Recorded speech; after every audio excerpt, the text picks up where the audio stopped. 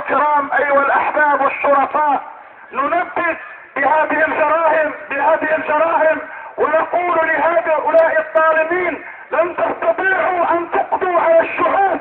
الشعوب الان تجاوزت مرحلة الخطر، الشعوب الان تجاوزت الخوف، لم يصبح احد يخاف.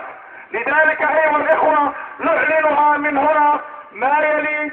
اولا نحيي هذا الشعب العظيم، نحيي هذا الشعب الكريم، هذا الشعب الذي ضرب المثل العظيم في الإباء والصمود والكرامة والتحدي حينما قال الله أكبر.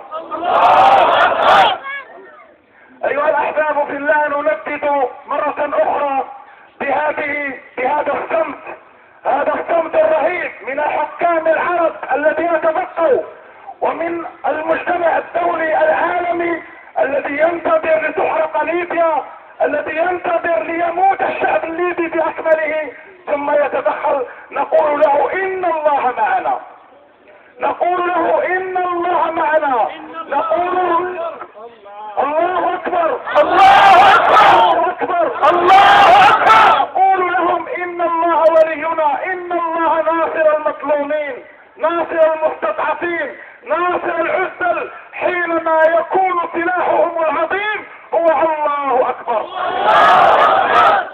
ونحيي أيضا أيها الأحباب بالمناسبة الشعب المصري والشعب التونسي الذي استطاع الانفكاك والتحرر والحرية من قبضة الحديد الفعلية والمباركة